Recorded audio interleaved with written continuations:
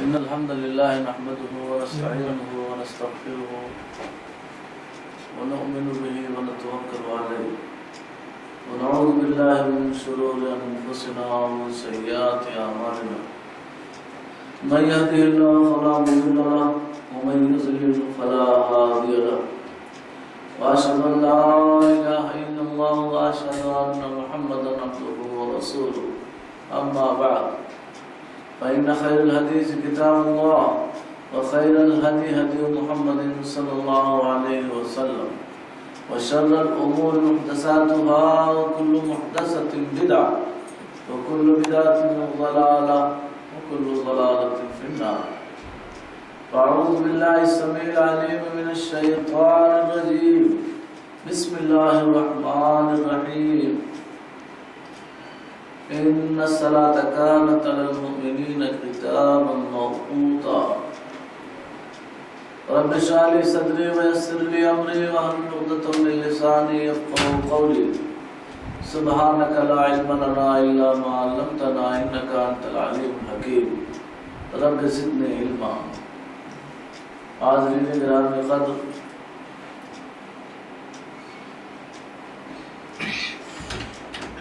محترم جناب الحاج عبدالحمید صاحب اور امت کی پردہ نشین میری ماں اور بہن، اللہ رب العالمین کا شکر اور اس کا احسان ہے کہ آج ہمیں اپنے انتہائی مصروف ترین اوقات میں سے کچھ وقت نکال کر قرآن و حدیث کی باتیں سننے، سمجھنے اور اس کے مطابق کما حق ہو عمل کرنے کے لیے ہم سب جمع ہوئے ہیں۔ الہ العالمین ہم سب کے یہاں سننے بیٹھنے کو قبول فرمائے اور آئندہ کی زندگی کے اندر ہم سب کو کتاب و سنت کے مطابق عمل کرنے کی توفیق عطا فرمائے۔ آپ کے سامنے قرآن مقدس کی ایک آیت کریمہ پڑھی گئی ہے۔ اللہ رب العالمین ارشاد فرماتے ہیں کہ یقیناً ہم نے مومنوں کے اوپر نماز کو وقت وقت سے جماعت کے ساتھ فرض قرار دیا ہے۔ اس آیت کریمہ سے پہلے دو آیات ایسی ہیں جس کے اندر اللہ رب العالمین نے جنگ کے میدان میں ہوتے ہوئے ایک شخص کو کیا کرنا چاہیے،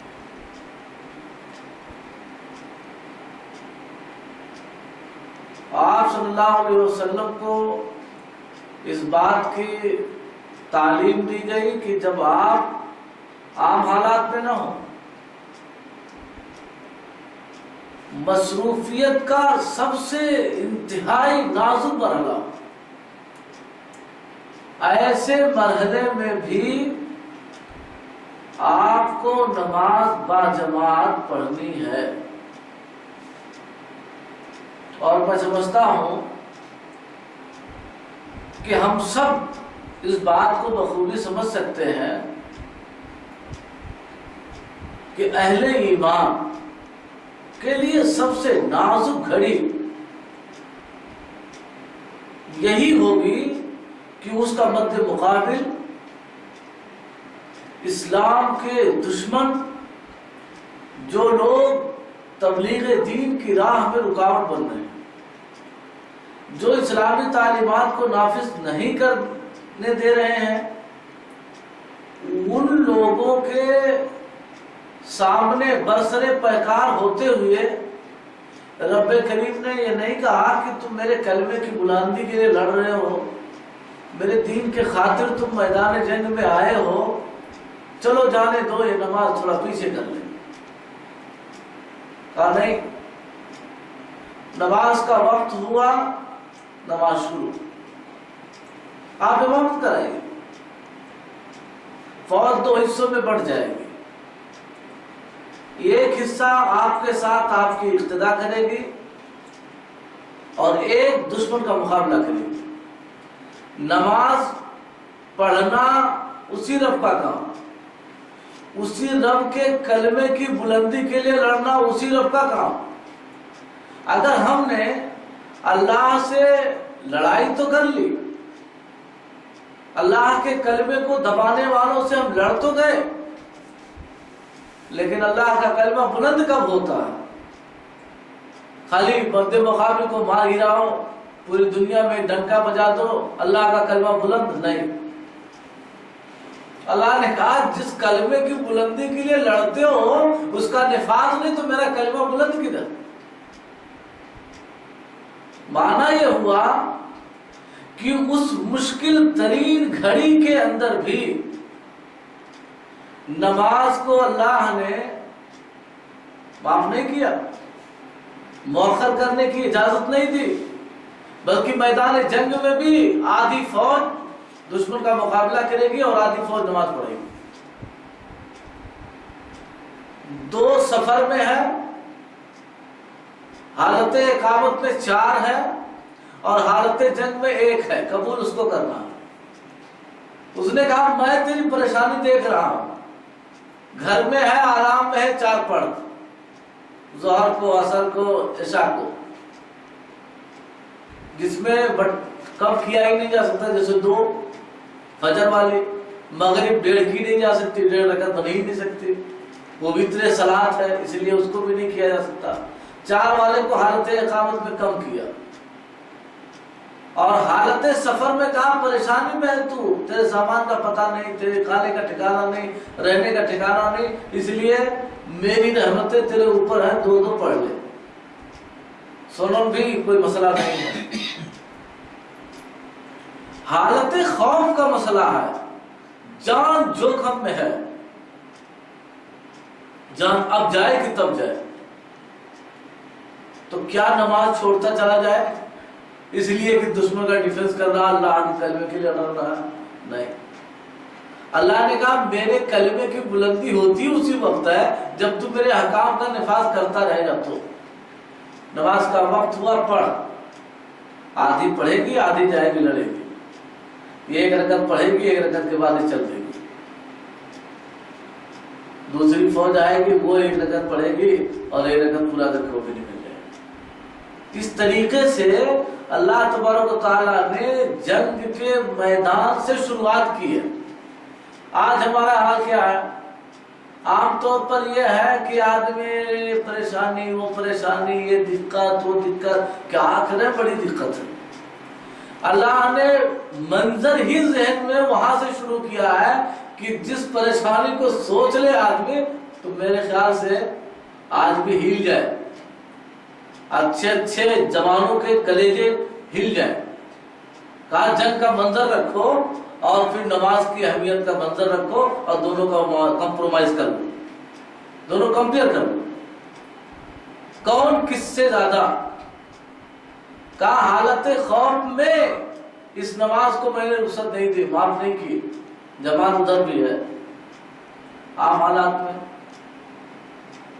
یہیں سے پھر سوال اٹھتا کہ اگر جنگ کے میدان میں نماز فرض ہے جماعت سے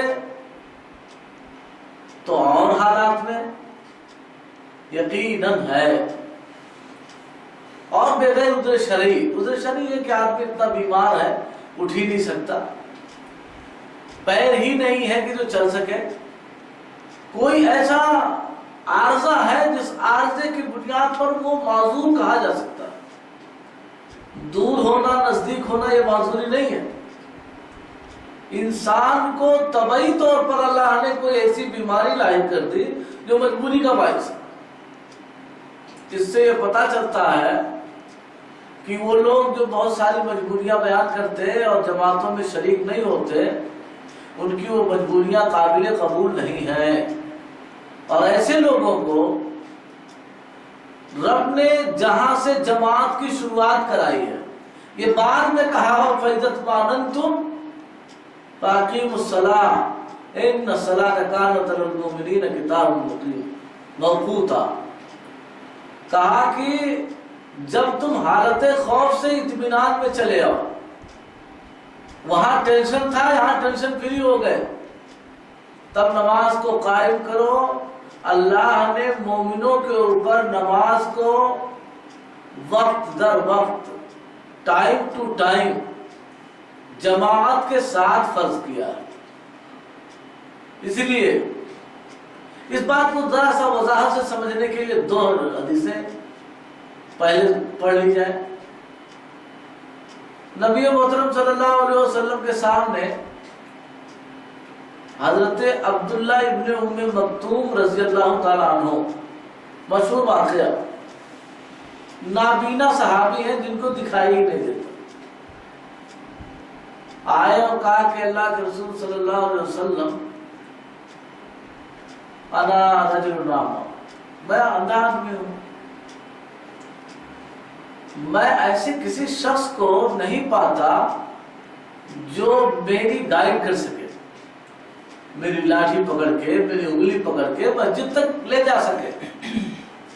تو آپ مجھے بتائیے کہ میں تو اندھا ہوں، کچھ دکھتا نہیں ہے، تو کیا میرے اوپر بھی نماز جماعت کے ساتھ فرض ہے؟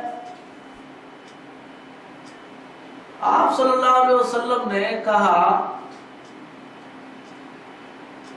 کہ ٹھیک ہے، جاؤ تمہارے لیے رخصت۔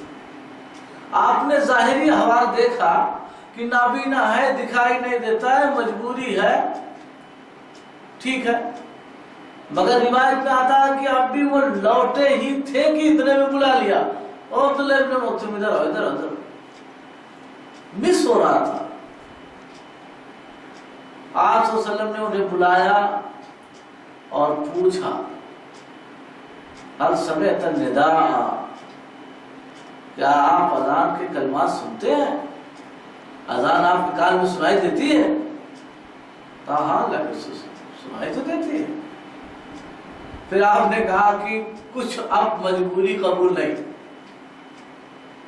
کہا آپ کو جماعت کے ساتھ مسجد میں نماز پڑھنا ہی ہے۔ کس کو کہا؟ وہ چشمہ لگا کے چلنے والے کو نہیں، وہ ضعیف آدمی کو نہیں، وہ ذرا کمزور آدمی کو نہیں، ارے اس آدمی کو کہا جس کو بیچارے دکھتا ہی نہیں۔ اس سے بات سمجھ میں آتی ہے کہ جماعت کی بڑی اہمیت ہے، اور اہمیت نہ ہوتی تو آپ صلی اللہ علیہ وسلم ایک نابینا کے اوپر وجوب کا مرحلہ نہیں کرتے، خود ہی فتویٰ دیا کہ ٹھیک ہے اچھا جاؤ، تمہارے لیے بھائی مجبوری ہے تو رخصت ہے۔ لیکن گویا کہ آپ کو پھر سے گائیڈ کیا گیا کہ آپ کا فتویٰ یہاں مس ہو رہا ہے، پھر سے رہنمائی ہوئی اور آپ نے پھر سے بتایا، کہا نہیں آپ کا عذر مقبول نہیں ہے، اللہ نے اس کو مسترد کر دیا، آپ کو چونکہ آپ اذان سنتے ہیں اس لیے آنا ہی پڑے گا۔ معلوم یہ ہوا کہ مرد مسجد میں جماعت کے ساتھ ہی نماز پڑھے گا، یہ اس کے وجوب کی دلیل۔ دوسری، آپ صلی اللہ علیہ وسلم نے بیان فرمایا کہ میں چاہتا ہوں کہ جو لوگ جماعت میں شریک نہیں ہوتے، میری چاہت ہے کہ میں اپنی جگہ کسی دوسرے کو امام بنا دوں، وہ نماز لوگوں کو پڑھائے، جماعت کھڑی ہو جائے، اور میں لوگوں کے گھروں کی طرف جاؤں اور یہ دیکھوں کہ جو آدمی گھروں میں بیٹھے ہیں اور جماعتوں میں نہیں آتے، نماز کو جماعت سے ادا نہیں کرتے، میری چاہت یہ ہے کہ میں ان کے گھروں کو آگ لگا دوں۔ لیکن چونکہ گھر میں خالی وہی رہتے تو جلا دیتا، لیکن گھر میں چونکہ بچے اور عورتیں بھی رہتی ہیں، بچے چونکہ جب تک بلوغت کی عمر کو نہ پہنچے تب تک وہ مکلف نہیں ہوتے۔ اسلام نے 7 سال سے شروعات کی ہے۔ حدیث کی کتابوں میں آپ دیکھیں گے تو اس میں اس بات کی تاکید کی گئی ہے کہ کس عمر میں بلوغت ہوتی ہے۔ روایتیں مختلف ہیں، 9 سال، 10 سال، 12 سال، 15 سال، لیکن جمہور کا یہی موقف ہے کہ کسی سال سے خاص نہیں کیا جا سکتا، احوال مختلف ہیں۔ اس لیے صحیح اور بہتر بات یہ ہے کہ بلوغت یا عدم بلوغت کے لیے بچے اور بچوں میں فرق کی 2 نیچرل صلاحیتیں ہیں۔ عورتوں کو ایام آنے لگے تو وہ بلوغت کے علاوہ، اور بچوں کو نائٹ فال یا احتلام جسے کہتے ہیں وہ ہونے لگے تو 9 سال کا بھی ہو تو بھی بالغ، 15 میں آئے تو بھی بالغ، 18 میں آئے تو بھی بالغ۔ یہ کم و بیش جو بھی علاقے کے لحاظ سے بھی کبھی کبھی ہوتا ہے۔ بہرحال تو آپ صلی اللہ علیہ وسلم نے کہا کہ بچے چونکہ اس کے مکلف نہیں، 7 سال کی عمر سے تاکیداً کہا گیا۔ کیوں؟ نماز ایک ایسی عبادت ہے جو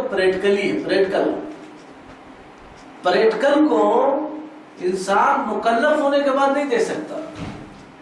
یعنی بالغ ہو گیا ہے، نماز فرض ہو گئی، اب وہ اللہ اکبر کہہ کے نیت باندھا ہے اور ایسے دیکھ رہا ہے تو اس کی نماز خراب ہو جائے گی۔ ایسے دیکھ رہا ہے، رکوع میں یوں گیا دیکھ رہا ہے تو اس کی نماز تو خراب ہو جائے گی۔ شریعت نے کہا 7 سال سے اس کا پریکٹیکل کرواتے رہیے۔ بچہ ہے بھی مکلف نہیں ہے، شریعت کے احکام اس پر ویسے لاگو نہیں جیسے فریضہ لاگو ہوتا ہے، اس لیے یہ آئے گا نفلی طور پر، کہیں تاک جھانک کرے گا، کبھی کچھ دیکھے گا، پیر کیسے ملاتے، بچوں کو ہم دیکھیے نماز میں کبھی ملا کے وہ بالکل نکالی کرتے، سیم ٹو سیم۔ اگر آپ کوئی کپڑا بھی 2-4 بار سیدھا کر دیجئے تو وہ سمجھتا ہے کہ یہ بھی شاید نماز کا حصہ ہے، اس لیے وہ ایسا کرنا ضروری ہے۔ حالانکہ چونکہ وہ سیکھنے آیا ہے نا، پریکٹیکل کر رہا ہے، پریکٹیکل میں جیسا دیکھتا ہے سیم ٹو سیم کر گزرتا۔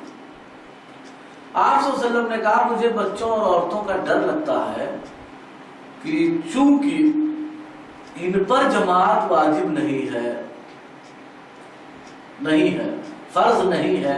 اب کیوں فرض نہیں ہے اس کی بھی علت تو بتاتا ہوں۔ کہا کہ چونکہ ان پر فرض نہیں ہے اور یہ بھی اسی گھر میں رہتی ہیں تو جن پر فرض ہے وہ بھی اسی گھر میں ہے۔ اب اگر آگ لگاؤں گا تو سب جل جائیں گے، تو ایک گنہگار کے مقابلے میں 2-4 اور مر جائیں گے۔ مگر اس سے آپ صلی اللہ علیہ وسلم کو جماعت کے اندر شامل ہو کر کے نماز کو جماعت سے پڑھنے کی ترغیب اور اس کی وعید تو کم سے کم ثابت ہوتی ہے کہ آپ صلی اللہ علیہ وسلم کے لیے یہی ایک وجہ بنی کہ اس میں کچھ معصوم تھے جو مکلف نہیں تھے، جن پر یہ معاملہ نہیں تھا، جس کی وجہ سے آپ نے انہیں چھوڑ دیا، ورنہ آپ کہہ رہے تھے کہ میں اس گناہ کی پاداش میں ان کو ایسا کر دوں۔ اس سے یہ بات سمجھ میں آتی ہے کہ شرع نے بلا عذر شرعی کسی شخص کو، مرد کو بھی نماز با جماعت چھوڑنے سے منع فرمایا۔ کیا فائدہ ہے؟ کیوں یہ جماعت میں آنا چاہیے، کیوں نہیں آنا چاہیے، یہ بھی ایک مسئلہ ہے۔ حدیث میں نبی کریم صلی اللہ علیہ وسلم نے حضرت عبداللہ ابن عمر رضی اللہ تعالیٰ عنہ کی روایت کہتے ہیں کہ رسول اللہ صلی اللہ علیہ وسلم قال صلاۃ الجماعت تفضل علی صلاۃ الفرض ب27 درجہ۔ عبداللہ ابن عمر رضی اللہ عنہ کہتے ہیں کہ جماعت کے ساتھ پڑھی ہوئی نماز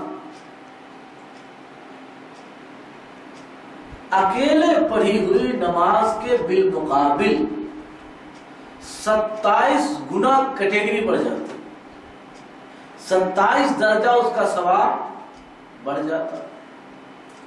حضرت ابو ہریرہ رضی اللہ تعالیٰ عنہ بیان فرماتے ہیں ان رسول اللہ صلی اللہ علیہ وسلم قال صلاۃ الجماعت افضل من صلاۃ احدکم وحدہ 25 درجہ یا جزءا، کہ جماعت کے ساتھ نماز پڑھنے کی فضیلت انسان کے وحدہ اکیلے منفرد نماز پڑھنے کے مقابلے میں 25 درجہ بڑھ جاتا ہے۔ اب آپ سمجھئے کہ یہ کتنا سستا اور کتنا بینیفٹ والا دھندا ہے کہ آدمی اپنی ذرا سی سستی کی وجہ سے ایک چیز کا ثواب جو ہمیں 1 ملنے والا ہے وہی جماعت میں آ جائے 27 مل جاتا ہے، وہی آ جائے 25 مل جاتا ہے۔ روایتوں میں یہ جو 25 اور 27 کا مسئلہ ہے، کیوں اللہ تعالیٰ نے 27 کہا کہیں 25 کہا؟ دونوں جو جماعت ہے تو کسی جماعت میں 25 کسی میں 27 کیوں؟ تو اکثر محدثین نے جو بات بیان کی ہے وہ یہ ہے کہ چونکہ نماز 5 وقت کی جو فرض ہیں ان 5 میں سے 3 کی کیٹیگری الگ اور 2 کی کیٹیگری الگ ہے۔ 2 ایسی ہیں کہ بہت کم کرنا ہے لیکن زیادہ فائدہ ہے، بینیفٹ ہی بینیفٹ، اور 3 میں زیادہ ہے لیکن بینیفٹ کم ہے۔ کیسے؟ آپ صلی اللہ علیہ وسلم نے بیان فرمایا کہ عصر کی نماز اور فجر کی نماز، جس نماز کے بعد کوئی نماز نہیں، یعنی جماعت سے نماز پڑھ لی گئی تو اس نماز کے بعد کوئی نفل کوئی سنن کوئی بھی کچھ نہیں پڑھنا ہے۔ کیوں نہیں پڑھنا ہے وہ بھی ایک مسئلہ ہے، جبکہ بڑی اہم ہے۔ اہم کیا ہے؟ آپ صلی اللہ علیہ وسلم نے بیان فرمایا کہ یہ 2 نمازیں ایسی ہیں کہ جس میں اللہ کے فرشتے ڈیوٹی چینج کرتے ہیں، ڈے نائٹ کی چینجنگ ہوتی ہے۔ فجر کے وقت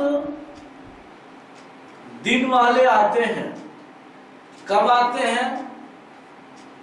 دن نکلنے کا ٹائم نہیں،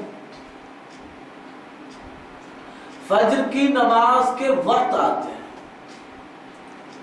امام نسائی رحمۃ اللہ علیہ نے اسی سے استدلال کیا ہے کہ اسی سے یہ بات طے ہوتی ہے کہ جماعت کے ساتھ نماز پڑھنا واجب ہے۔ کہا جو لوگ نماز میں جماعت کے ساتھ حاضر ہوتے ہیں وہ فرشتے اپنے بک میں ان کا نام انٹری کر کے لے کے نکلنا چاہتے ہیں کہ اتنے میں دن والے فرشتے آ جاتے ہیں، نائٹ والے لکھ کے رکھتے ہیں فجر میں کہ فجر کی نماز ختم ہو ہم لوگ نکلیں گے، اور اسی میں ڈے والے فرشتے آ جاتے ہیں۔ دن والے فرشتے آ گئے، اب کیا ہوا؟ فجر میں 2 ڈے نائٹ والے دونوں فرشتوں کا اجتماع ہو گیا، آئے تو پڑھ رہے ہیں برابر، یہ جا رہے ہیں تو پڑھ ہی رہے ہیں۔ تو کیا ہوا کہ رات والے فرشتے لکھ کے لے گئے اور جو آئے وہ بھی لکھ لیے،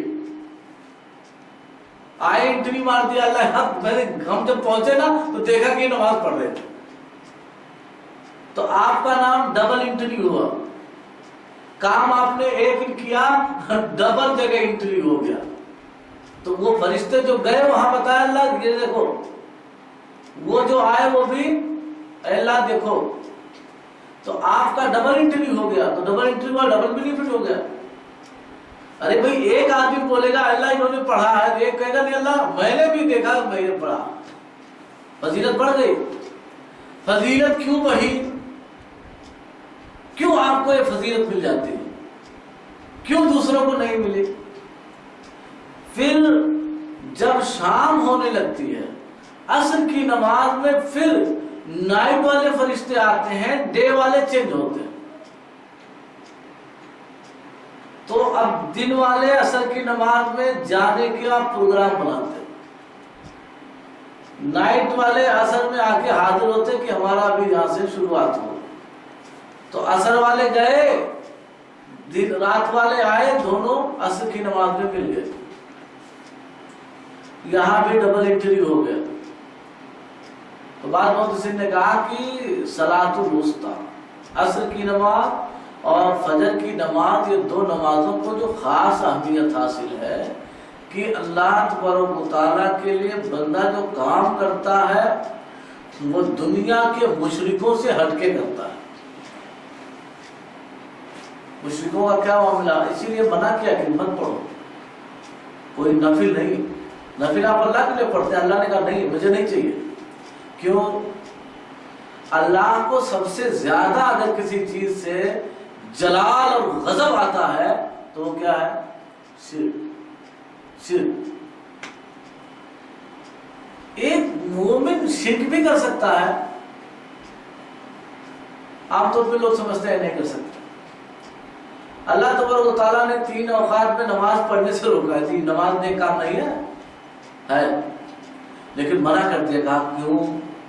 کہا دیکھو ایسا ہے کہ مجھے شرک کا بڑا پرابلم چلتا ہے، میں کل معاف کر دوں گا مگر شرک کے میں اس کو تو معاف نہیں کر سکتا. کیوں؟ اگر میں شرک معاف کر دوں تو گویا اللہ نے اپنے پارٹنر ڈھونڈ لیا. یہی تو مانا ہوگا، اس کا تو یہی مانا ہوگا کہ اگر اللہ نے شرک کو بھی معاف کر دیا تو گویا اللہ نے اپنے پارٹنر کو برداشت کر لیا. اور یہ اللہ کی شان ہے. لم یلد ولم یولد قل هو اللہ احد اللہ الصمد لم یلد ولم یولد. اللہ کی شان ہے ہی نہیں. تو اللہ تبارک و تعالیٰ تو کہا کہ یہ عصر اور فجر کی نماز چونکہ اہمیت کے لحاظ سے زیادہ ہے ان 3 نمازوں کے مقابلے میں، اس لیے اس کی جماعت کا درجہ 27 گنا، اور وہ 3 نمازیں چونکہ درجے میں اس کے مقابل میں ذرا کم ہے اس لیے 25 گنا. مگر یہ طے ہے کہ اگر جماعت سے نماز پڑھی جائے تو 25 گنا یا 27 گنا پلس ثواب ملتا ہے. تو ایک طرف تو وہ وعید ہے، وہ سختیاں جو نبی کریم صلی اللہ علیہ وسلم نے بیان کی، دوسری طرف یہ کہ آپ صلی اللہ علیہ وسلم نے یہ بشارت دی، یہ بینیفٹ بتایا کہ جماعت سے نماز پڑھو گے تو تمہیں اسی چیز کا ثواب 25 گنا 27 گنا بڑھا کے دے دیا جائے. آج مارکیٹوں میں بہت سارے سیلز لگے ہیں، سیل لگے ہیں نا 50%. حالانکہ کمپنی والے بھی بہت ہوشیار ہو گئے، اب دیکھتے ہیں اپ ٹو 50% آدمی دھوکہ کھا جاتا ہے. ایک تو رہتا ہے 50% 60% ڈائریکٹ، وہ تو ٹھیک ہے، آدمی تھوڑا دیکھا بھاگتا چلا جاتا ہے. کمپنی والوں نے دیکھا بھیڑ زیادہ ہو جاتی ہے ان لوگوں کو بیوقوف بناؤ، تو لکھتے ہیں اپ ٹو، مطلب 1 سے لے کے 50% تک ہے. جو ایک دم ردی ہوتا ہے اس کا 50%، باقی کا کسی میں 5%، کسی میں 10%، کسی میں کچھ %. ذرا پرسنٹ ملتا ہے تو اس پرسنٹ کے لیے آدمی کتنا بھاگتا ہے. یہ بانٹ وہ بانٹ، یہ لائف سٹائل، یہ فلاں دھما، وہ سب میں دوڑ کے بھاگ کرتا ہے. تھوڑا بینیفٹ ملے گا. اللہ تعالیٰ نے کہا کہ نماز میں آ، میں تیری اس نماز کو 1 نہیں 25 گنا بڑھا کے دوں گا. بینیفٹ 1 گنا نہیں 25 گنا زیادہ کر دوں گا، 27 گنا کر کے دوں گا. بندے کو اس کی پڑی نہیں پڑی. بندہ آناکاری کر رہا ہے، بھاگ رہا ہے. حالانکہ یہاں آدمی کو سمجھنا چاہیے. اب اسی سے ایک جڑتی ہوئی بات جو ماں اور بہنوں کے درمیان بڑی تیزی سے گھوم رہی ہے کہ کیا عورتوں کے اوپر بھی مسجد میں جا کر جماعت کے ساتھ نماز پڑھنا ضروری ہے، نہیں ہے، یا گھر میں زیادہ اچھا ہے؟ معاملہ کیا ہے؟ ذرا سا اس کو بھی سمجھ لیا جائے. میں نے مردوں کے حوالے سے بات ذکر کر دی کہ مردوں کے لیے اللہ تعالیٰ نے نماز کو ٹائم ٹو ٹائم جماعت سے فرض کیا ہے، بغیر عذر شرعی، حتیٰ کہ نابینا بھی مسجد میں جماعت کے ساتھ آ کے نماز پڑھے گا. یہ ایک بات ہو گئی. عورتوں کو مسجد میں آنا فرض نہیں ہے؟ کیوں نہیں ہے؟ مائیں بہنیں بہتر جانتی ہیں کہ اگر فرض کیجیے کہ اسلام ان کے اوپر اس چیز کو جیسے مردوں پہ فرض کیا ایسے عورتوں پہ بھی فرض کر دیتا تو کل کو یہ نہیں بولتی، کل کو یہی بولتی کہ عجیب اللہ بھی کیا ہمارے اوپر وہ چیز فرض کر دی، ہم اس کے لائق ہیں نہیں۔ کیا عورت پورے 1 مہینے نماز پڑھ سکتی؟ ہر عورت نہیں پڑھ سکتی، کنڈیشن ہے۔ تو جب اس کی کنڈیشن ہے تو اس کنڈیشن کے حساب سے وہ پڑھ ہی نہیں سکتی، امپوسیبل۔ جس نے اس کو بنایا ہے اسی نے اس کے اوپر یہ بوجھ بھی رکھ دیا ہے۔ تمام بناتے آدم کے ساتھ وہ خاص جتنے لیڈیز ہیں سب کو یہ معاملہ ہے۔ تو اب یہ شریعت کیسے ان کے اوپر جماعت کے ساتھ نماز فرض کر دیتی جبکہ وہ اس لائق ہے ہی نہیں؟ یہ پوائنٹ کیا سمجھنے کی ہے؟ اس لیے شریعت کی یہ بڑی باریک حکمت ہے کہ ان کے اوپر سے فرضیت ختم کر دی، کہا فرض نہیں ہے، لیکن تم پڑھنا چاہو تو اجازت ہے۔ اب پڑھنا چاہو تو کیا ہے؟ پڑھنا چاہنے کا مطلب یہ ہے کہ ایک ساتھ مان لیا ابھی 50 لوگ بیٹھے ہوں، 50 لیڈیز بیٹھی ہوں، ضروری نہیں کہ 50 کی کنڈیشن ایک جیسی ہو، ٹوٹل لیڈیز کی کنڈیشن ایک جیسی ہو ضروری نہیں ہے، کچھ کی کچھ ہوگی، کچھ کی کچھ ہوگی، کچھ کی کچھ ہوگی۔ تو جس کی جیسی ہو وہ اپنے کنڈیشن کے حساب سے اپنے شوہر سے، اپنے باپ سے، اپنے گھر کے کسی بڑے گارجین سے اجازت لے لے، میں نماز پڑھنے جا رہی ہوں، جانا چاہتی ہوں۔ اب آدمی کیا کرے؟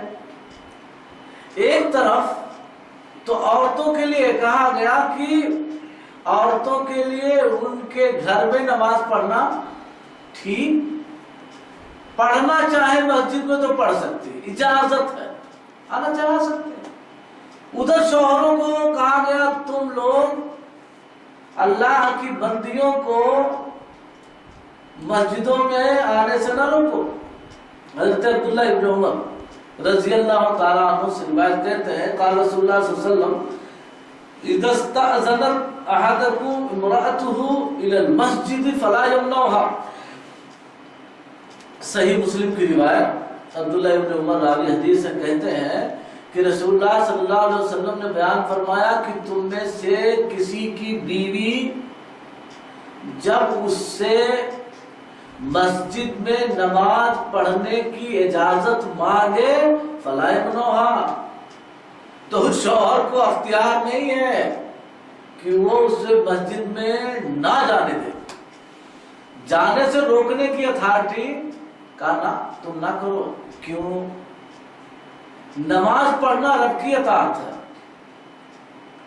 لا طاعت لمخلوق فی معصیت الخالق، رب کی نافرمانی میں کسی مخلوق کی اطاعت لازم نہیں ہے۔ اس لیے شوہر کو تاکید کی گئی کہ آپ منع نہ کریں۔ عورتوں کو کہا گیا کہ تمہاری نماز گھر میں افضل، مسجد میں پڑھ سکتی ہو۔ بار بار کئی جگہوں پر الفاظ تھوڑے تھوڑے مختلف ہیں کہ لا تمنعوا نساءکم المساجد وبیوتہن خیر لہن۔ ایک طرف آپ صلی اللہ علیہ وسلم کا یہ کہنا کہ تم لوگ اپنی عورتوں کو مسجدوں میں جانے سے نہ روکو، ٹھیک، اور دوسری طرف اسی روایت میں الگ نہیں، اسی میں وہ بیوتہن خیر لہن، ان عورتوں کے لیے ان کا گھر بہتر ہے۔ اب آپ اس سے سمجھ سکتے ہیں کہ ایک طرف آپ صلی اللہ علیہ وسلم آرڈر دے رہے ہیں کہ عورتوں کو روکو نہ، یعنی جانا چاہیے، اور دوسری طرف کہتے ہیں کہ ان کا گھر ان کے لیے اچھا ہے۔ تو یہ ایک طرف اچھا ہے اور ایک طرف روکو نا، یعنی جانے دو. تو مسجدوں میں جانے کب دو اور ان کے لیے ان کا گھر کب اچھا، یہ ایک پوائنٹ ذرا سمجھنا ہے. عام طور پر میں ماں اور بہنوں سے یہ گزارش کروں گا کہ وہ ذرا اپنے اس مسئلے کو سمجھ لیں کہ یہ خیر الہن ان کے لیے بہتر ہے یا افضل ہے، کنڈیشن کیا ہے. ایک بات واضح وہ سمجھ لیں کہ جس طریقے سے اللہ تبارک و تعالیٰ نے پیریڈ کے ایام میں ان سے نماز معاف کی ہے، ٹھیک، یعنی اگر وہ 3-4 دن نماز نہیں پڑھتی تو ان کے اوپر نماز نہ پڑھنے کا گناہ نہیں ہے، ٹھیک. لیکن جو 4 دن نیک کام سے وہ رکی رہی، قرآن و حدیث میں کہیں اس کا ذکر نہیں ملتا کہ اللہ تبارک و تعالیٰ اتنا ہی ثواب ان کو کہیں سے دے دے گا، کہیں نہیں. تو ہمیشہ ان کو اپنے بینیفٹ کا دماغ میں نہیں رہنا چاہیے، ہمیشہ ان کو ذہن میں اپنے خسارے پر دھیان رکھنا چاہیے. معنی کیا ہوا؟ معنی یہ ہوا کہ اللہ تبارک و تعالیٰ کی طرف سے چونکہ وہ فطرت لازم کی گئی تمام عورتوں کو، اللہ نے اسی لیے ان کو معذور کر دیا، کہا یہ بیچاری کیا، یہ تو ہماری طرف سے معاملہ ہوتا، اس لیے اللہ نے ان سے نماز ہی ساقط کر دی. کہا جب سے شروع ہوا جہاں بند ہوتا ہے تم اس بیچ میں نماز پڑھ ہی نہیں سکتے، اور نہ پڑھنے کا تمہارے اوپر کوئی گناہ بھی نہیں ہے، ٹھیک ہے. تو اب کیا کریں گے؟ اب کیا کریں؟ گناہ تو نہیں ہوا لیکن کیا ثواب بھی مل گیا؟ سو ایسا تو نہیں ہے. جبکہ مرد 30 دن پڑھتے رہ گئے، 30 دن انہوں نے نماز پڑھی تو 30 دن میں 24 دن تک کے ساتھ میں نہیں، 6 دن 5 دن 3 دن ان کا جو چھوٹا تو مرد ان سے آگے نکلے کہ نہیں نکلے. پھر ماں اور بہنوں کو یہاں یہ بے چینی ہونی چاہیے کہ مردوں کے مقابلے میں ہم پیچھے کیسے، پیچھے اس لیے ہو گئے کہ ان سے اللہ نے اس کا گناہ مٹایا لیکن ثواب دیا نہیں ہے، جبکہ انہی دنوں میں مردوں نے عمل کر کے ثواب لے لیا ہے. تو اب یہ بیچاری کیا کرے؟ کیا بس اسی پر اتفاق کر کے بیٹھی رہے یا اس کے لیے کچھ تگ و دو کریں؟ آپ قرون اولا کہ صحابیات ماں اور بہنوں کو دیکھتے کہ مردوں کے مقابلے میں ان کے یہاں جذبہ ایمان کچھ زیادہ ہی رہتا تھا. ایام 20 کے روزے ہیں، دوشنبہ اور جمعرات کا روزہ ہے، سوموار اور جمعرات کا روزہ ہے، عربی کی 13، 14، 15 تاریخوں کا روزہ ہے، عاشورہ ہے، شوال کے روزے ہیں، یا ہر مہینے میں 3 دن روزہ ہے. یہ جو روزے تھے یہ بیچاری رکھ رکھ کے اشراق کی نماز ہے، چاشت کی نماز ہے، وغیرہ وغیرہ پڑھتی رہتی. اللہ تبارک و تعالیٰ ان نوافلوں کی برکت سے ان کے بھی ثواب لیبل پہ کر دیتے. لیکن آج تو ہمیں اپنے نقصان پر نگاہ ہی نہیں ہے، ہمیشہ نگاہ ہمارا نقصان کہاں ہو رہا ہے اس پر ہم دھیان نہیں دیتے. عورتوں کے تعلق سے یہ روایتیں جو کئی آئی ہیں کہ ان کے گھر میں نماز پڑھنا ان کے لیے بہتر ہے، افضل ہے، یا بعض روایتوں میں آتا ہے کہ عورت کا گھر کے صحن میں نماز پڑھنا اس کے کمرے میں نماز پڑھنے سے اچھا، یعنی صحن میں نماز پڑھنا سے اچھا ہے کہ کمرے میں پڑھے، کمرے سے نماز پڑھنا زیادہ اچھا ہے کہ اپنے بیڈ روم میں پڑھے، ایک دم پردے والی جگہ پر. مقصد کیا ہے؟ ملحوظ کیا کرنا ہے؟ کیا کہلانا چاہ رہا ہے؟ شریعت کا تقاضا کیا؟ لازم ہے کہ ایک عورت اگر اپنے گھر کے آنگن میں پڑھے گی تو آنگن اس کھلی ہوئی جگہ کو کہتے ہیں جیسے ٹیرس یا بالکنی کا ایریا جس پر کسی کی بھی نگاہ پڑ سکتی ہے. تو یہ بیچاری نیک کام کر رہی ہے اور کسی کی نگاہ پڑ جائے اور یہ دکھنے جیسی رہ جائے گویا اس نے بے پردگی کے ساتھ یا ایسے ہی کھلی جگہ پہ رہی تو یہ بھی سبب بنی دیکھنے کا. تو ایک طرف نیکی ایک طرف گناہ. اس سے اچھا ہے کہ اور اندر ہو جائے. گھر میں بھی سب محرم نہیں ہوتے, گھر میں بھی تو اجنبی ہوتے ہیں. مان لیا شوہر کا بھائی ہے, دیور ہے, اجنبی ہے. گھر میں اور لوگ ہیں, اجنبی ہیں. اور کمرے میں نماز پڑھ رہی ہے مگر وہاں کچھ لوگ آ جا رہے ہیں, گزر رہے ہیں. اجنبی آ رہے کہ نہیں آ رہے؟ نماز پڑھ رہی ہے, نیک کام کر رہی ہے, نگاہ پڑھ رہی ہے, بنا مطلب ایک اجنبی آدمی کے نگاہ پڑھنے سے وہ گنہگار ہو رہا ہے. کہا یہاں سے اندر چلی جا, ایک دم سے ایک سو ہو کر کے تو پڑھ جہاں سب کی نگاہوں سے تو بچی رہ, پردے میں رہ, نماز پڑھ. یہ زیادہ بہتر ہے. مگر پھر یہاں ایک سوال رہ جاتا کہ کیا آپ گھر میں اکیلی نماز پڑھتی ہیں تو آپ کو یہ 25 گنا اور 27 گنا بھی ملتا ہے؟ ایک مسئلہ, کیونکہ آپ جماعت میں نہیں.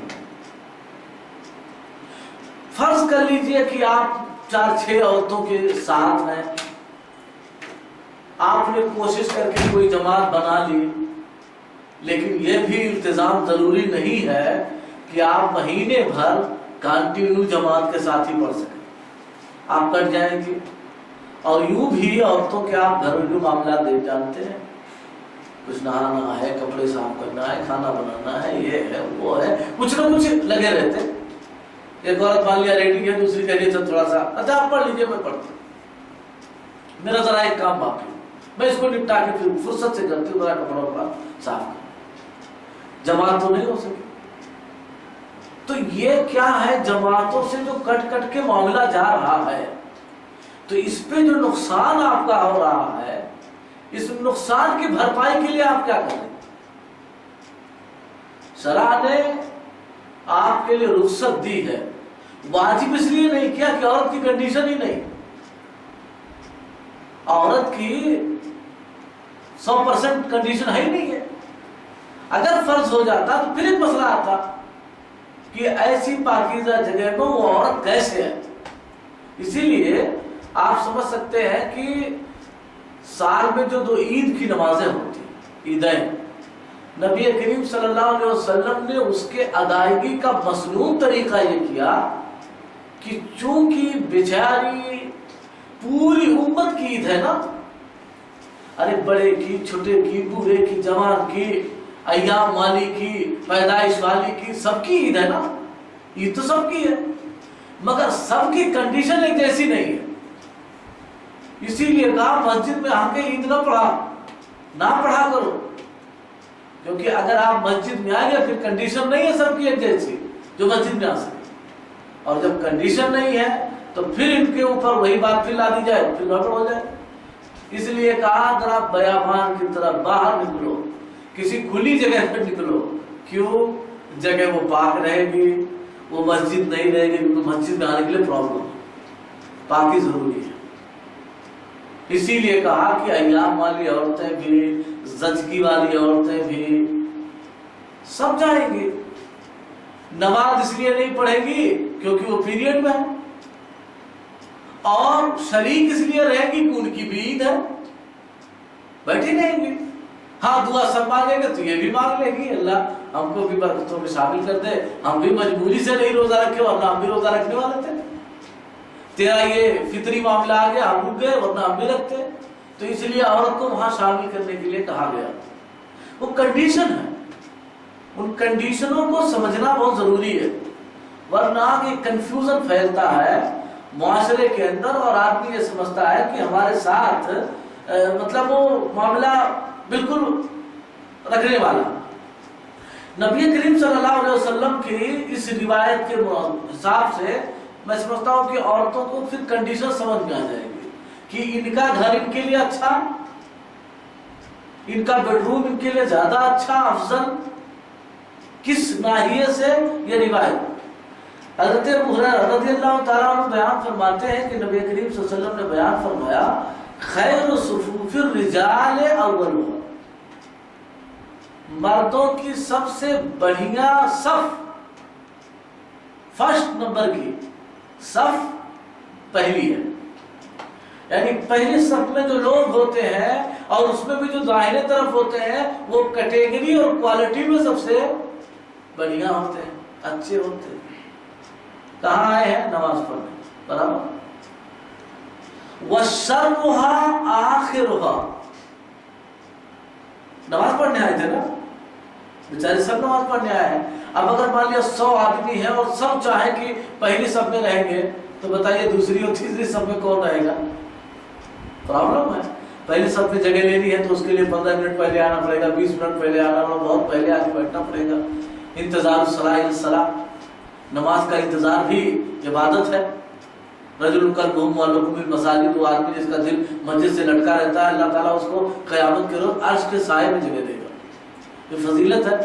تو اس جگہ کو لینے کے لیے آدمی کو پہلے سے محنت کر کے آنی پڑے گی۔ لیکن اگر مان لیا XYZ کہ کچھ لوگ آگے آئیں گے تو کچھ لوگ پیچھے اور پیچھے جائیں گے، نبی کریم صلی اللہ علیہ وسلم کی احادیث آپ پڑھیں، فقہا کے اقوال پڑھیں، دونوں جگہ پر یہ بات لکھی ہوئی ملتی ہے کہ امام سب سے آگے، اس کے بعد جو لوگ دین کے جانکار ہوں گے امام کے پیچھے اور پہلی صف میں، پھر دوسری میں، پھر تیسری میں، اور اس طرح سے آخری صف میں۔ اس کے بعد بچوں کی صف ہوگی، اس کے بعد خنثیٰ کی ہوگی، جو نماز ہوتے نا لیڈیز ہوتی پیچھے، اس کے بعد جو ہے عورتوں کی صف شروع ہوگی، یہ کیٹیگری۔ آپ صلی اللہ علیہ وسلم نے کیا کہا؟ سرها آخرها، مردوں کی سب سے بری صف آخری، ٹھیک؟ اب آ جائیے وَخَيْرُ صُفُوفِ النِّسَاءِ آخِرُهَا، اور عورتوں کی سب سے اچھی صف کون سی؟ پیچھے والی، الٹی۔ وَشَرُّهَا أَوَّلُهَا، اور عورتوں کی سب سے بری صف پہلی صف۔ کیوں پہلی صف بری ہے؟ مردوں کی وہی پہلی صف سب سے اچھی، عورتوں کی وہی پہلے صف سب سے بری۔ عورتوں کی سب سے لاسٹ والی صف اچھی اور مردوں کی سب سے پہلی صف اچھی، مردوں کی سب سے لاسٹ والی سب سے خراب اور عورتوں کی سب سے پہلی صف خراب۔ کیوں؟ آپ سب بنائیے، امام، مرد، بچے یا مخنثین، بچے اور عورتیں، ٹھیک؟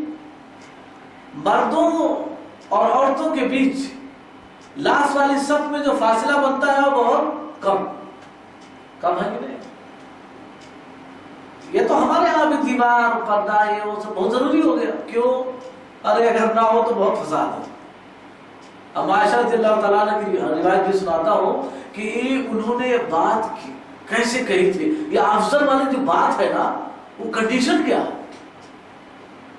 اس سے کنڈیشن سمجھ میں آتی ہے کہ یہاں پر عورتوں کی صف کو بری صف کہا گیا جو مردوں سے قریب ہے، یعنی کسی عورت کے دل میں نماز پڑھنے آئی مگر اس کے دل میں کسی سے نہیں کہا، اس کے اپنے نفس میں، نفس لوامہ اور امارہ میں یہ آ گیا کہ آگے میں بیٹھو، مردوں سے ذرا سا قریب۔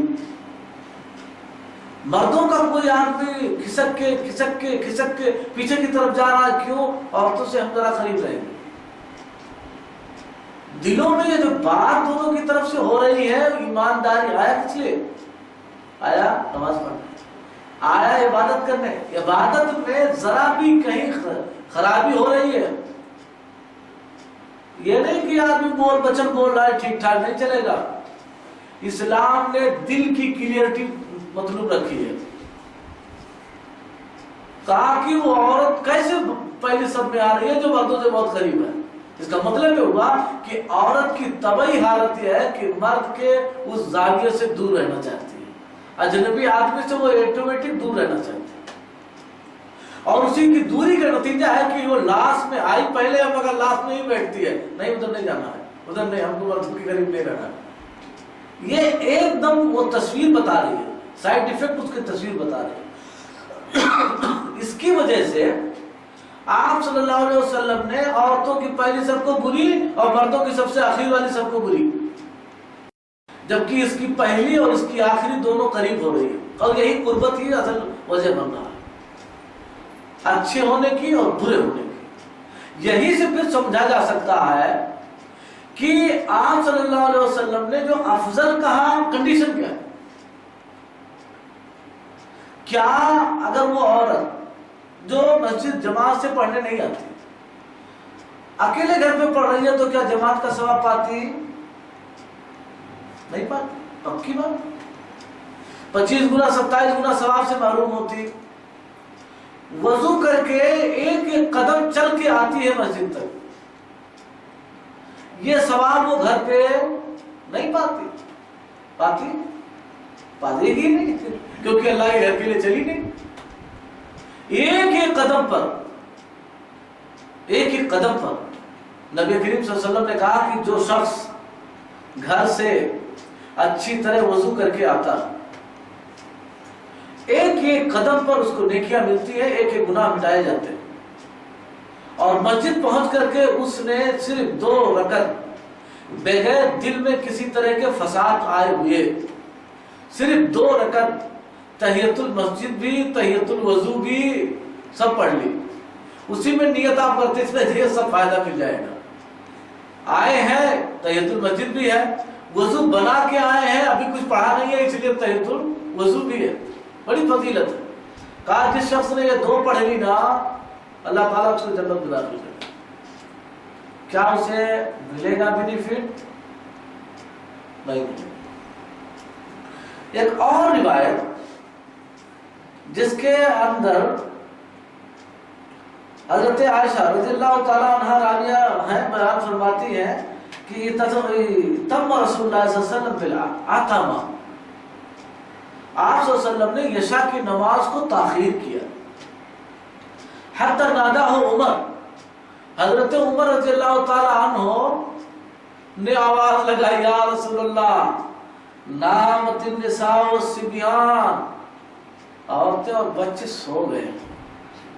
بچے اس لیے سو گئے کہ دن بھر وہ سوتے ہی نہیں ہے، بھاگتے دوڑ، تو وہ سو گئے۔ آپ دیکھیں عام طور پر بچوں کو شام میں جلدی نیند آ جاتی، کیوں؟ دن بھر ان کو کہو سو جاؤ بیٹا، بیچ میں سوتے نہیں، اس لیے وہ شام میں جلدی سب سے پہلے سو جاتے۔ اور عورتوں کو نیند آتی ہے، دن بھر بیچاری جب سے جگتی ہے تو کپڑا، برتن، کھانا بنانا، یہ وہ دنیا، مطلب گھر کے جو مینجمنٹ ہوتے ہیں، بیچاری اس میں کام مشغول رہتی، اور مشغول رہنے کی وجہ سے تھکان کا اثر رہتا ہے، شام میں ان کو بھی نیند آتی۔ حضرت عمر رضی اللہ تعالیٰ عنہ نے کہا اللہ کے رسول صلی اللہ علیہ وسلم بچے اور عورتیں سو گئے ہیں، آئے ہیں نماز پڑھنے، لیکن اب تاخیر کی وجہ سے وہ سو گئے ہیں۔ آپ صلی اللہ علیہ وسلم مسکراتے ہوئے باہر نکلے، فقال، اور کہا ما ينتظرها احد غیرکم، کہ تمہارے علاوہ کوئی بھی اس روئے زمین پر نماز کا انتظار نہیں کر رہا۔ اسلام تھا بس چند وہی لوگ مدینے میں نماز عشاء کے انتظار میں بیٹھے ہیں، کہا تمہارے علاوہ کوئی بھی روئے زمین پر اس نماز کے انتظار میں نہیں بیٹھا۔ یاد رکھو من اہل الارض ولا یصلی یومئذ الا بمدینہ، آج کے دن مدینہ کے علاوہ کوئی بھی اس نماز کے انتظار میں بیٹھا نہیں۔ وَكَانُوا يَصَلُّونَ الْعَتَمَ فِيمَا بَيْنَ يَغِيبُ الشَّفَقَ إِلَى ثُلُثِ اللَّيْلِ، آپ نے فرمایا کہ وہ لوگ عشاء کی نماز کو، عشاء کا وقت جہاں سے شروع ہوتا تھا ثلث اللیل تک، یعنی رات کو آپ عشاء کا وقت جہاں سے شروع ہوتا وہاں سے رات کو 3 حصہ بانٹیے، فجر کی اذان اور عشاء کی اذان، اس کے 3 پارٹ کیجیے۔ تیسرا پارٹ جہاں اینڈ ہوتا ہے وہاں تک عشاء کی نماز کو مؤخر کرتے تھے اور اس کے بعد پھر نماز پڑھتے تھے۔ بعض روایتوں میں آتا ہے کہ تم لوگ جتنی دیر نماز کا انتظار کیے تم لوگ نمازی ہو، یعنی معنی کیا نکلا؟ نماز کا انتظار کرنا بھی نماز کی طرح ہے، انسان کو اس بیٹھنے کا بھی ثواب ملتا ہے۔ مگر آج امت کا کیا حال ہے؟ یہ گھڑیوں میں جو ٹی ٹی چلتا ہے نا، کہیں دیکھتے ہیں ٹی ٹی بجتا ہے، حالانکہ یہ بجنا نہیں چاہیے۔ آپ صلی اللہ علیہ وسلم نے اذان اور اقامت کے لیے یہ ٹی ٹی کی گھنٹی برداشت نہیں کیا تھا۔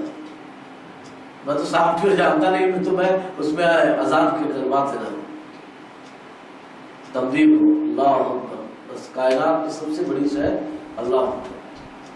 گھنٹیاں بجانے کی مشورے ہوئے تھے، اللہ نے مسترد کر دیا تھا، نہ ناخوش بجے گا، نہ گھنٹی بجے گی، نہ دھواں اڑے گا، کچھ بھی نہیں، الارم کا کوئی علامت نہیں لگے گا، بس الارم یہی اللہ اکبر اللہ اکبر، خلاص۔ اس اللہ کے بعد پھر اب کوئی گھنٹی گھنٹا نہیں رہے گا۔ یہ جدید ٹیکنالوجی کی بدماشی ہے، ہمارے اسلام کو اس پر بھی نگاہ رکھنے کی ضرورت ہے۔ بہرحال تو آپ صلی اللہ علیہ وسلم کو وہی حضرت عمر جن کا بہانہ بنایا جاتا ہے کہ انہوں نے عورتوں کو منع کر دیا کہ نماز میں نہ آئیں۔ وہی پوچھ رہے ہیں کہ اللہ کے رسول صلی اللہ علیہ وسلم اچھے عورتیں سو رہے ہیں، اب بتائیے کہاں گھر میں؟ اگر گھر میں سو رہے تھے تو عمر کو کیسے پتا چلا؟ روایت بتا رہی ہے کہ آپ صلی اللہ علیہ وسلم کے زمانے میں عورتیں، بچے، جوان، مرد سب مسجد نبوی میں شریک ہوتے اور جماعت کے ساتھ پڑھتے، جماعت کے ساتھ پڑھتے۔ یہ منظر بتا رہا ہوں۔ اس کے علاوہ نبی کریم صلی اللہ علیہ وسلم کی زوج محترمہ حضرت ام سلمہ رضی اللہ تعالیٰ عنہ بیان فرماتی ہیں کہ ان النساء فی عہد رسول اللہ صلی اللہ علیہ وسلم کننا اذا سلمنا من المکتوبۃ، کہ ہم عورتیں جب نبی کریم صلی اللہ علیہ وسلم سلام پھیرتے تھے تو کیا کرتی؟ قمنا، ہم فوراً اٹھ کے گھروں میں چل دیتے تھے۔ یوں بھی امت کے مرد ہوں یا عورتیں زیادہ سے زیادہ فرض ہی نماز تو مسجد میں پڑھنی ہے۔ آپ صلی اللہ علیہ وسلم نے ایک روایت میں بیان فرمایا کہ اپنے گھروں کو تم قبرستان نہ بناؤ۔ مانا کیا ہے؟ مانا یہی تھا کہ گھروں پر نفلی نمازیں پڑھتے رہو۔ جس طرح قبرستان پہ نماز نہیں پڑھی جا سکتی، تم بھی اپنے گھروں میں نماز نہ پڑھ کے گویا گھر کو قبرستان بنا رہے ہو، اور اسی لیے گھروں میں شیطان آتے، بھنڈ آتے، جین آتے، کیا کیا ہوتا ہو گھروں میں، کیونکہ قرآن کی تلاوتیں نہیں ہوتی، نمازیں نہیں پڑھی جاتی، قراتیں نہیں ہوتی، اذکار نہیں کیے جاتے، تو گھر شیاطین کا بنا رہتا ہے، کبھی بھی کچھ ہو جاتا ہے۔ اس لیے معلوم یہ ہوا کہ فرض نماز ہی تو ہے جس کو مسجد میں آگے جماعت سے پڑھنا، باقی مرد کو بھی سنت ہے گھر میں پڑھنا افضل ہے۔ یہ بھی مسئلہ۔ اس لیے کل ملا جلا کر کے خلاصہ اگر دیکھیں گے تو امہات المومنات حضرت ام سلمہ رضی اللہ تعالیٰ عنہ کہتی ہیں کہ ہمارا معمول یہ تھا کہ ہم آپ صلی اللہ علیہ وسلم کے ساتھ جماعت سے نماز پڑھتی تھی، لیکن ہم سلام پھیرتی بس ہم نکل دیتی تھی۔ باقی صحابہ کرام کا معاملہ یہ تھا کہ آپ صلی اللہ علیہ وسلم جب تک اپنی جگہ سے اٹھتے نہیں تھے کوئی نہیں اٹھتا تھا، سب بیٹھ کے اذکار کرتے تھے، گویا کہ یہیں سے رول ملا۔ تو چاہے وہ عید کی نماز کا مسئلہ ہے، چاہے جمعہ کی نماز کا مسئلہ ہے، چاہے عام نمازوں کا مسئلہ آیا کہ مرد علی طول علی الفور نہیں بھاگ سکتا، عورتیں بہت کچھ چھوڑ کے بہت کم ٹائم کے لیے پوچھ کے گارجین سے آئیں گے، اس لیے جیسے ہی ان کا وہ کام ہو علی طول پھر گھر باندھیں، وہ فوراً گھروں کو لازم پکڑے، باہر کو لازم نہ پکڑے۔ یہ جو ایک شوشہ ہے کہ کیا عورتیں آج بھی مسجدوں کو آئیں. اما عائشہ رضی اللہ تعالیٰ عنہ سے روایت ہے، وہ بیان فرماتی ہے کہ لو ادرک رسول اللہ صلی اللہ علیہ وسلم ما احدث النساء لمنعهن المساجد. اگر رسول اللہ صلی اللہ علیہ وسلم اب زندہ ہوتے، باحیات ہوتے، اور عورتوں کی جو حالات بگڑ گئی، عورتوں نے جو تھوڑا سا چینجنگ کر دیا نبی کریم صلی اللہ علیہ وسلم کی سنتوں کی پامالی میں، اگر آپ اب رہے ہوتے لَمَنَعَهُنَّ الْمَسَاجِدَ، تو ان عورتوں کو اب آپ مسجد آنے سے روک دیتے. کیوں؟ اس لیے کہ فتنہ ہو رہا ہے. آدمی نماز پڑھنے آ رہا ہے مگر خود بھی گنہگار ہو رہا ہے، دوسرے کو بھی گنہگار کر رہا ہے. کیسے؟ کہا کہ ایک آدمی آتا ہے بے پردہ کے آتا ہے، اس کے چہرے پر کوئی حجاب نہیں ہوتا، نماز پڑھنے آ رہا ہے، نیک کام کے لیے آ رہا ہے، خیرن نیک کام ہے، منع نہیں کر سکتے.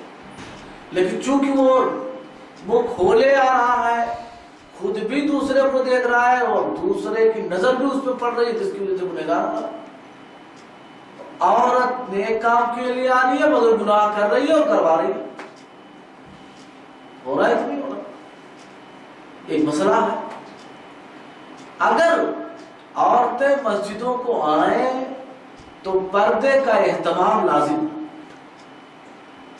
پردے کا اہتمام یہ ہے، کسی 2 سال پہلے جب برطانیہ اور اس طرح سے یورپ کے اندر اس کام کا ایک مسئلہ اٹھا تھا، تو اس موقع پر ایک مبصر کی ایک رائے آئی تھی کہ آج پوری دنیا میں یہ جو آوازیں اٹھ رہی ہیں یورپ سے، ہم اسکارف باندھیں گے، ہم اسکارف نہیں نکال سکتے، ہم ایسے ہی رہیں گے، کالج چھوڑ دیں گے، یہ کریں گے، وہ کریں گے. اگر اسلام یہی ہو تو ایسا لگتا ہے کہ آنے والے وقت میں پھر صحیح اسلام کی تعریف کرنا مشکل ہو جائے. مانا یہ کہ ایک آدمی کچھ نہیں پہن رہا تھا، بس اچانک وہ اسکارف پہ آ گیا تو ایسا لگتا ہے کہ یہی اسلام ہے، حالانکہ ایسا نہیں. اسلام اس کے آگے کی بات ہے. وہ کیا ہے؟ حضرت عائشہ رضی اللہ تعالیٰ عنہ بیان فرماتی ہیں کہ رسول اللہ صلی اللہ علیہ وسلم کان یصلی الصبح بغلس. آپ صلی اللہ علیہ وسلم فجر کی نماز غلس میں پڑھاتے تھے. غلس کہتے ہیں ایسا اندھیرا جس اندھیرے میں آدمی تو سمجھ میں آئے کہ یہ آدمی ہے مگر یہ نہ سمجھ میں آئے کہ یہ کون آدمی ہے، یہ مرد ہے کہ عورت ہے. ایسا کہتا اندھیرا رہتا تو آدمی کا عکس نظر آتا ہے، آدمی لگتا ہے کہ آدمی ہے، اس کے 2 پیر 2 ہاتھ ہیں مگر چہرے کی کا خط و خال ہے، گورا ہے، کالا ہے، کیسا ہے، کیا ہے، وغیرہ وغیرہ نہیں سمجھ میں آتا. کہا کہ آپ ایسے ٹائم میں نماز پڑھاتے تھے. فَيَنْصَرِفْنَ نِسَاءُ الْمُؤْمِنِينَ، مومنین کی عورتیں گھروں کو لوٹتی تھیں. لَا يُعْرَفْنَ مِنَ الْغَلَسِ، اندھیرے کی وجہ سے انہیں پہچانا نہیں جا سکتا. وہ اپنی اوڑھنیاں ایسا ڈال کے چلتی تھی کہ کسی کو کوئی دیکھ کے نہیں سمجھ پاتا تھا کہ یہ کس کی لڑکی ہے، کون سی عورت ہے. اس کا معنی یہ ہوا کہ آج بھی وہی طریقہ ہونا چاہیے. اگر وہ طریقہ نہیں اپنایا جا رہا ہے تو اس کا مطلب یہ ہے کہ دین میں خلل ہو رہا ہے اور دقت پیدا ہو. قال لا يعرفن من الغلس اور لا يعرف بعضهن بعضا، یا انہی میں سے بعض کو پہچان نہیں پاتی تھی کون کیا، بس آئی نماز پڑھے، نماز پڑھ کے نکل گئے. ان تمام روایتوں کے حوالے سے یہ بات سمجھ میں آتی ہے کہ عورتیں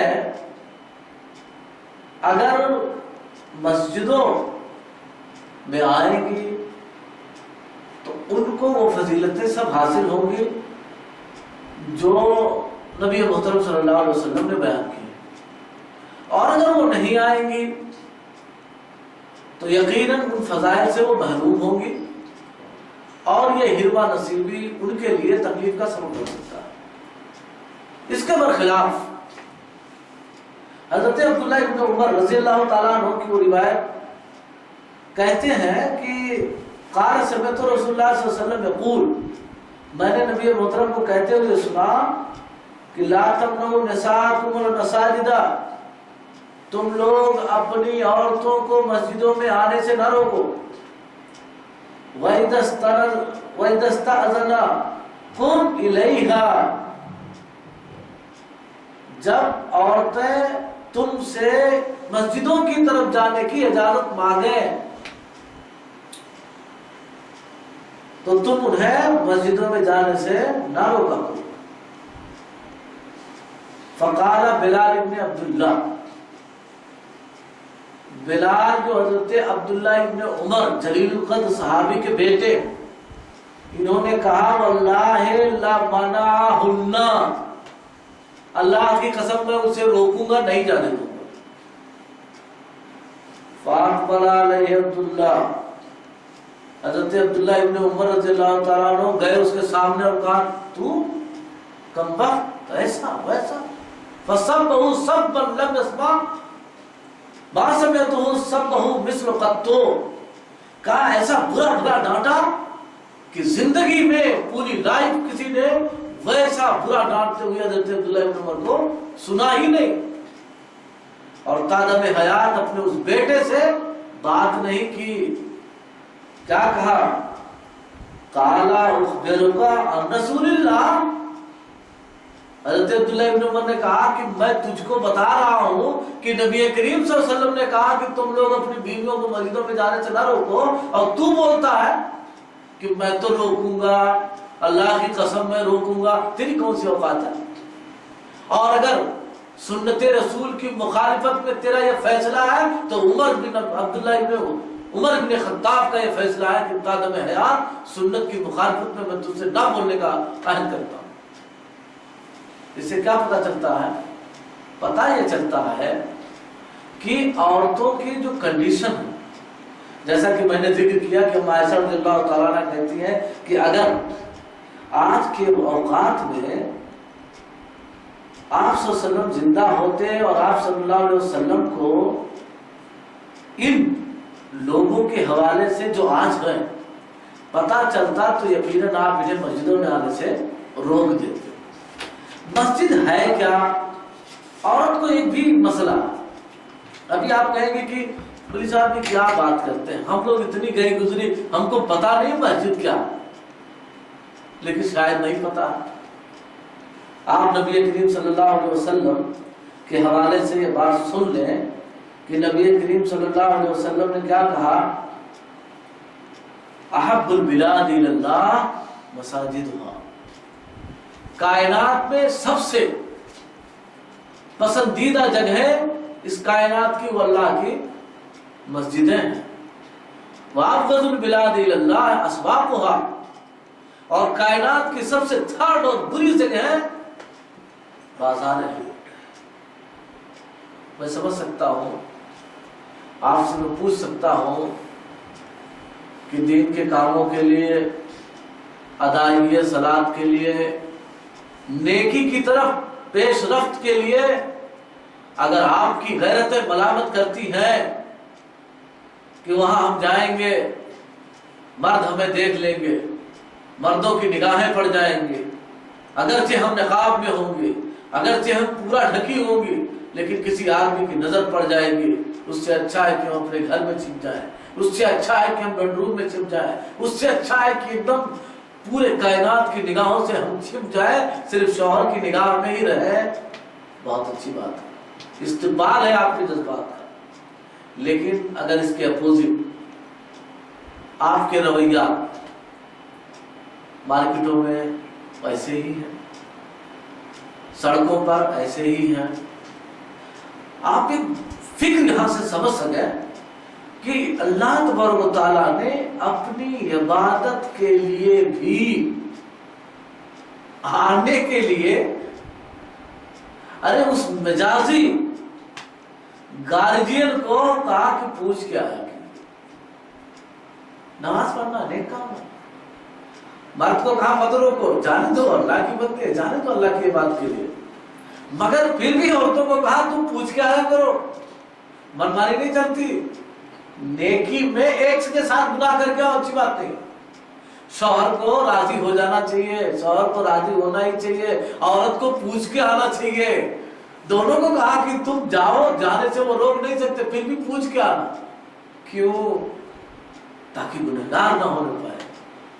ایک عورت کو معاشرتی تربیت دی کہ تمہیں ان کے ماتحتی میں رہ کے کام کرنا. نیک کام بھلے ہیں لیکن یہ ماتحتی قبول کرنی ہی ہے. اس لیے عورتوں کو اس سلسلے میں یہ سمجھتا ہوں کہ معاشرے کا یہ اتنا بڑا چھپتا ہوا مسئلہ ہے کہ کائنات کی سب سے محترم جگہ مسجد، دنیا کے قدغن. میں کسی مسئلے کی بات نہیں کرتا کیونکہ ہمارا آج کا مسئلہ ہی صرف قرآن اور حدیث ہے. تیسری بات ہمیں کرنے کی ضرورت ہی نہیں ہے. نبی کریم صلی اللہ علیہ وسلم کے ادوار کا پورا نقشہ موجود، آپ کے اسوہ موجود، صحابیات کا معاملہ موجود، امہات المومنات کا عمل موجود، بس کافی ہے. اس حوالے سے اب ہم اچھے اور برے کا جو مسئلہ ہے میں آپ کو اب بتاتا ہوں کہ کائنات کی سب سے بیٹر، چیف اینڈ بیسٹ جگہ اگر کہیں ہے تو وہ مسجد ہے. پھر آپ اتنی چیف اینڈ بیسٹ جگہ کے لیے اگر آپ کی غیرت ملامت کرتی ہے کہ نہ آئے تو میں آپ کو اتھارٹی نہیں آرڈر دیتا ہوں اور آپ سے کوئسچن کرنا چاہتا ہوں کہ آپ مارکیٹ جا سکتی ہیں. آپ کسی اسی عبداللہ ابن مکتوم نابینا صحابی جیسے مجبوری کے عالم میں ان کو بھی کہا جماعت میں آنا ہے، آپ کو جماعت سے ہٹایا اسی لیے کہ آپ کے یہاں پردہ عزیز ہے، عورت کے لیے پردہ عزیز ہے. لیکن اگر وہ پردے کا اہتمام نہیں کر پاتی تو ایسی عورتوں کو آپ نے کہا اس کا گھر اس کے لیے اچھا ہے. کیوں؟ وہ ایک نیک کام کرنے آئے گی، اس سے زیادہ گناہ کر لے گی. اس لیے سدن ذریعہ ہے. اور اگر آپ اپنے اوپر معتمد ہیں کہ با پردہ طریقے پر بغیر گناہ کیے آپ نیکی کے ارادے سے، خیر خواہی کے جذبے سے، ثواب کی طلب میں امید لگائے آئیں گی، یقیناً آپ کا یہ عمل آپ کے گھر میں نماز پڑھنے سے کہیں زیادہ افضل ہے. کیونکہ آپ مسجد میں اللہ کے سب سے پاکیزہ جگہ پہ آئیں. میں ان جذبوں پر تھوڑا سا اٹیک کرتا ہوں کہ آپ کو بازار میں کسی بھی ایسی ویسی جگہ میں جانے پر اللہ کی قسم ہے کہ کبھی کسی کو قدر نہیں ہوتا، کسی کو کچھ نہیں ہوتا. لیکن مساجد کے حوالے سے یہ بات جب کہی جاتی ہے تو دل کو بہت دکھ ہوتا ہے، بہت تکلیف ہوتی ہے کہ اگر کل کو اللہ تعالیٰ پوچھ کے بیٹھے کہ میری بندی بتا تو بتا کہ تو مارکیٹ گئی کہ نہیں، بولے گی گئی. اسٹیشن گئی کہ نہیں، بولے گی جائیں گئی. دنیا کی سب سے بھیڑ بھاڑ والی جگہ گئی کہ نہیں گئی، بولے گی گئی. اللہ پوچھ نہیں سکتا کہ اے میری بندی اب بتا میری مسجد میں کتنی بھیڑ تھی، میرے نماز میں ادھر سے زیادہ تو بیماری نہیں تھی، ادھر تو اتنا خلل نہیں تھا، اب تو پارٹیشن ہے، پردے ہیں وغیرہ وغیرہ، سارا سسٹم ہے. تو سسٹم میں آ کر کے عبادت بھی کر سکتی تھی، سسٹم میں آ کے میرا دین سیکھ سکتی تھی. اور ایک بات اور بتا دوں کہ عورتوں کا مسجدوں میں آنے کا صرف مسئلہ لے دے کر کے نمازی تک نہیں ہے. مان لیا وہ گھر سے نہیں نکلے گی تو کیسے سیکھے گی؟ کل مسئلہ اس کا شوہر بتانے جائے گا، کیسے ممکن ہوگا؟ ارے یہ مساجد ٹریننگ گاہ ہے، تربیت گاہ ہے، یہاں ایک ایک انسان کو سنوارا جاتا ہے. نبی کے اس اسوہ حسنہ کے سانچے میں رکھ کر کے ایک مرد کو، ایک خاتون کو ڈھالا جاتا ہے اور پھر یہاں سے سبر کر کے وہ معاشرے میں جاتے ہیں اور معاشرے کو تشکیل دیتے ہیں جس سے صالح معاشرہ پیدا ہوتا ہے. وقت زیادہ ہو رہا ہے، انشاءاللہ اگر وقت رہا تو پھر میں ابھی اس کے بعد بھی اسی بات کو تھوڑا سا آگے بڑھاتے ہوئے، کیونکہ ابھی عورتوں کے مساجد میں آنے کے کچھ شروط بھی ہیں. مطلب آ سکتی ہے تو آ سکنے میں کیا کیا کنڈیشنیں ہیں، کیسے آئیں گی، زینت اظہار کرتے، پرفیوم لگا کر کے، یہ وہ شریعت کیا آرڈر دیتی ہے اس کا بھی تذکرہ انشاءاللہ ابھی اگلے قسط میں انشاءاللہ تکمیل کی جائے گی، اور بعد میں آپ کو جو بھی کچھ سوال و جواب کرنے ہوں گے وہ کریے گا انشاءاللہ۔ اللہ علیہ سے دعا ہے کہ اللہ علیہ ہم تمام لوگوں کو جتنا کچھ سنا ہے اس پر عمل کرنے کی توفیق عطا فرمائے۔ اقول قولی ھذا واستغفر اللہ لی ولکم وسائر المسلمین فاستغفروہ انہ هو الغفور الرحیم۔ السلام علیکم ورحمۃ اللہ وبرکاتہ۔